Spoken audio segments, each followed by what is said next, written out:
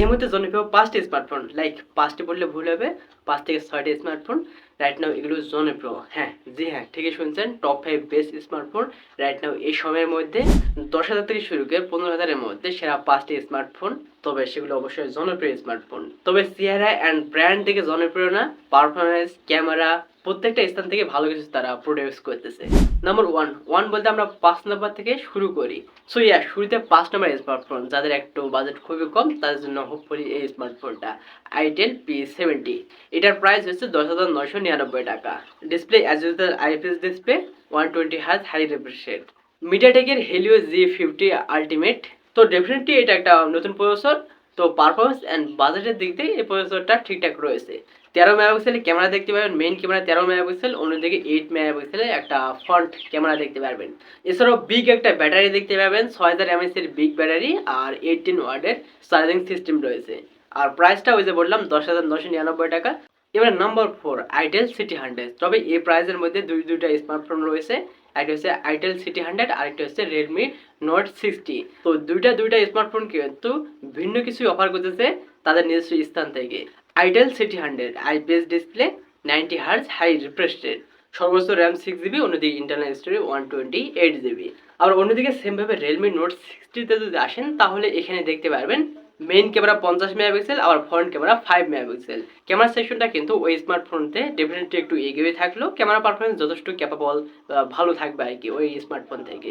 Realme note 60 এটাতে processor হিসেবে রয়েছে ইউনিসি T612। আবার অন্যদিকে সেমভাবে আইটেল সিটি 100 এ রয়েছে ইউনিসি 7250। তো দুইটা প্রসেসর দুইটা স্থান থেকে ভালো কিছু অফার করতেছে, ব্যালেন্স একটা প্রসেসর বললেই বলতে পারেন।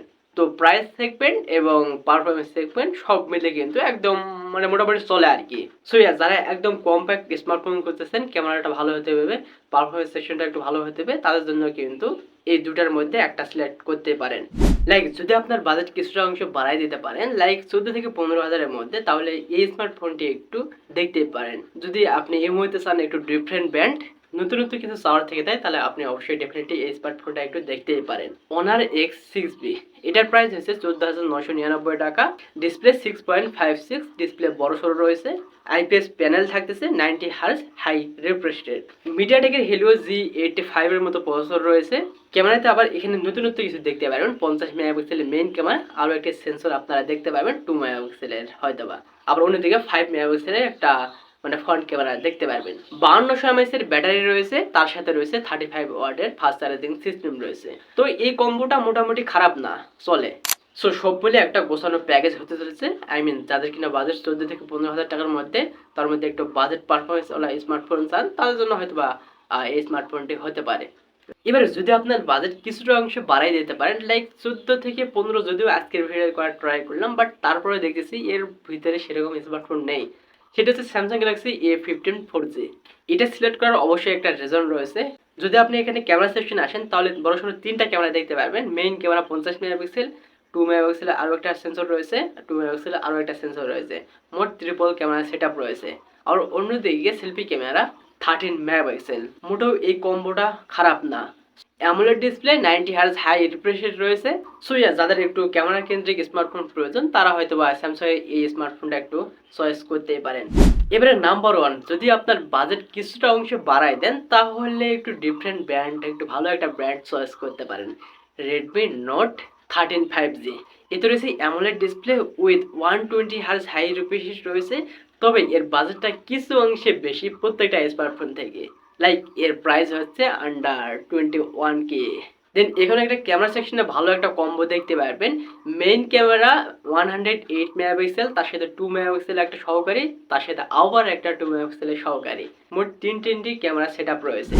ও বাই দ্য ওয়ে, ভুল বলছি, পরবর্তী শুটারটি হচ্ছে 8 মেগাপিক্সেলের একটা সহকারী সেন্সর। তার মানে এখানে এসে দাঁড়ালো 108 মেগাপিক্সেলের প্রাইমারি ক্যামেরা, তার সাথে সহকারী একটা 8 মেগাপিক্সেল, আবার 2 মেগাপিক্সেলের একটা সহকারী, মোট ট্রিপল ক্যামেরা সেটআপ। অন্যদিকে সেলফি ক্যামেরা 10 মেগাপিক্সেল, মোটেও খারাপ না কম্বোটা। সর্বোচ্চ র্যাম 6 GB, আবার অন্যদিকে ইন্টারনাল স্টোরেজ 128 GB। 5000 mAh এর একটা ব্যাটারি পেয়ে যাচ্ছেন, 33 ওয়াটের ফাস্ট চার্জিং সিস্টেম রয়েছে।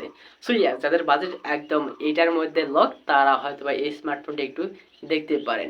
যেহেতু এটা ট্রাস্টেড ব্র্যান্ড, তো অবশ্যই এই ব্র্যান্ডের স্মার্টফোন আপনারা একটু চয়েস করতে পারেন, রেডমি আর নোট 13 5G। তো তারপর ভাই লোক আজকের ভিডিও আপনাদের কেমন লাগলো একটু কমেন্টে জানিয়ে দিন।